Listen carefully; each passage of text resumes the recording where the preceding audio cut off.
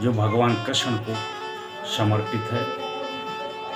यह मंदिर उड़ीसा राज्य के तटवर्ती पुरी शहर में स्थित है, इसलिए इसको जगन्नाथपुरी कहा गया है।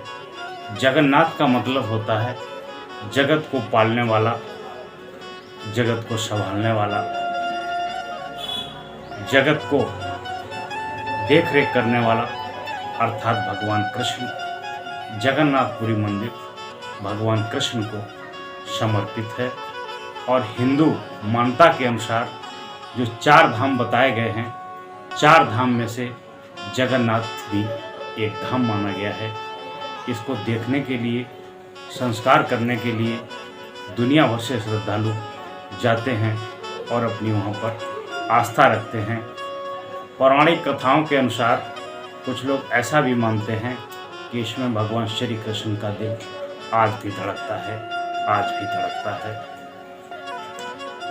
जगन्नाथपुरी की एक कहानी मैं आपके समक्ष प्रस्तुत कर रहा हूँ।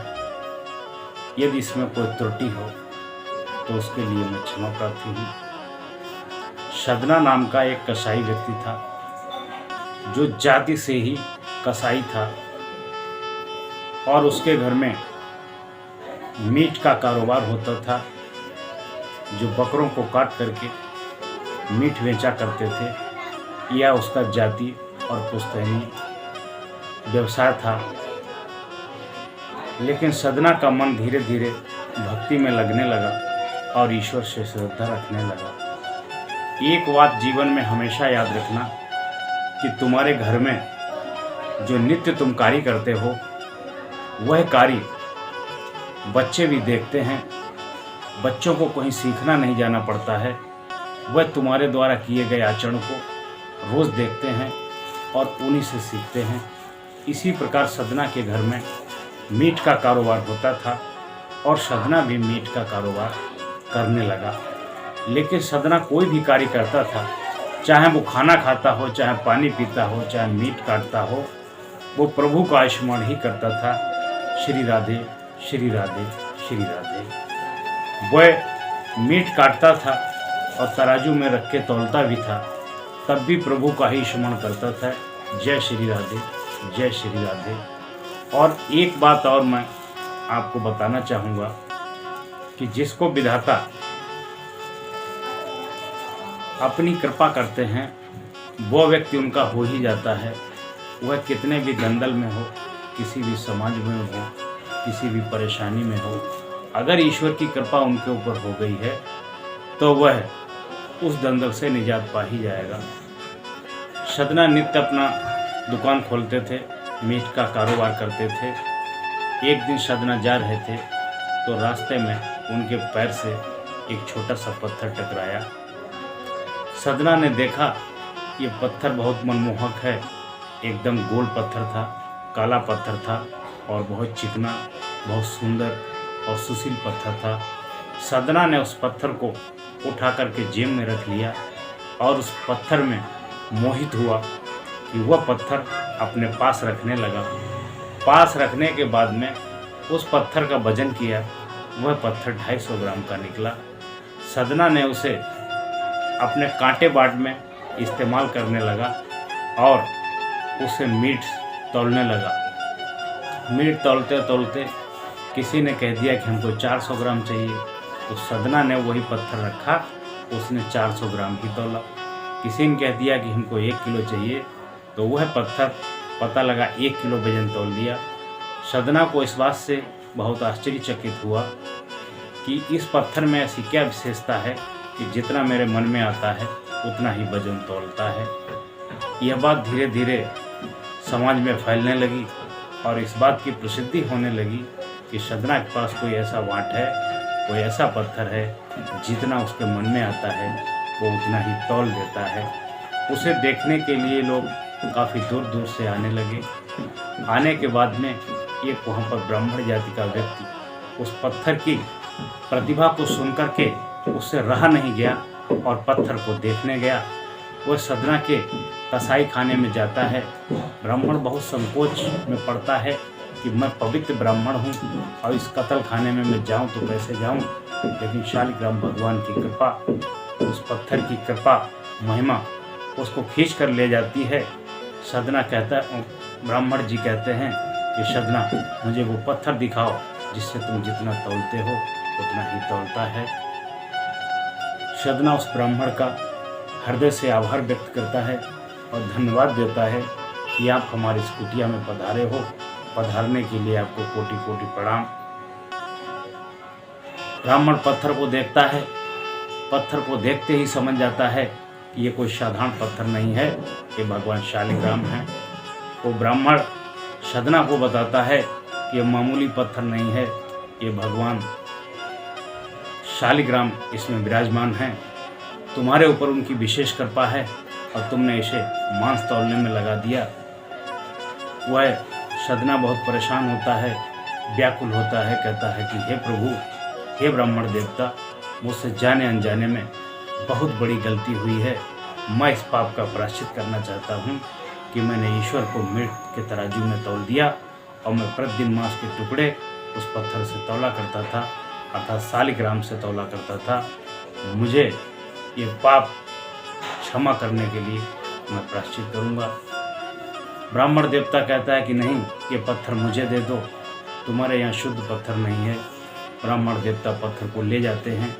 ले जाने के बाद उनको बढ़िया गंगा जल से धुलते हैं, उनकी पूजा अर्चना करते हैं, उनको पवित्र कर देते हैं। पवित्र करने के बाद में ब्राह्मण देवता पूजा अर्चना करने के बाद में रात में उन्हें स्वप्न आता है कि ब्राह्मण देवता, तुम मुझको अपने घर में स्थापित कर रहे हो, मेरी पूजा कर रहे हो, मैं तुमसे प्रसन्न हूँ। लेकिन अगर मुझे प्रसन्न देखना ही चाहते हो तो इस पत्थर को ले जा करके सदना कसाई को समर्पित कर दो। मैं वही खुश हूँ, मैं वही प्रसन्न हूँ, मेरी कृपा आप पर भी बरसती रहेगी। ये पत्थर सदना को दे दो जाके। ब्राह्मण देवता सदना के पास आते हैं और अपनी पूरी आप बीती बताते हैं कि मैं पत्थर को ले गया, मैंने इसको पवित्र करा, पवित्र करने के बाद पूजा अर्चना की। भगवान जी हमारे स्वप्न में आए और उन्होंने कहा कि ये पत्थर मैं तुमको दे दूं, इसी में मेरी भलाई है।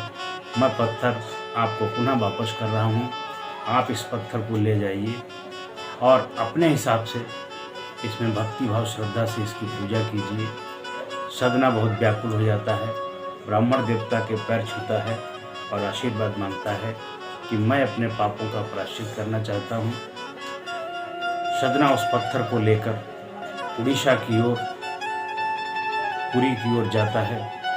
जाते जाते उसे रास्ते में काफ़ी विलम्ब हो जाता है, रात्रि हो जाती है। तो सदना रात में ठहरने के लिए वहीं के क्षेत्र के निवासी से, स्थानीय निवासी से रुकने का आश्रय लेता है। सदना रात में रुकता है। सदना को पता नहीं होता है वह एक वैश्या का घर होता है। सदना उस घर में रुक जाते हैं। वो वैश्या सदना के सुंदर रूप को देख करके मोहित हो जाती है और रात्रि को उसके पास आती है कि हे मुसाफिर, मैं तुम पर मोहित हो गई हूँ और तुम्हारे साथ में रात गुजारना चाहती हूँ। सदना भक्ति भाव से परिपूर्ण था। सदना कहता है कि माता, ये तुम क्या कह रही हो, मैं मुसाफिर हूँ, मुझसे ऐसा ऐसा पाप हुआ है, मैं ईश्वर का भक्त हूँ, मैं तो जगन्नाथपुरी के लिए जा रहा हूँ जहाँ भगवान की पूजा अर्चना करूँगा और अपने पापों का प्रायश्चित करूँगा, कृपया मुझे ये पाप न करने दें।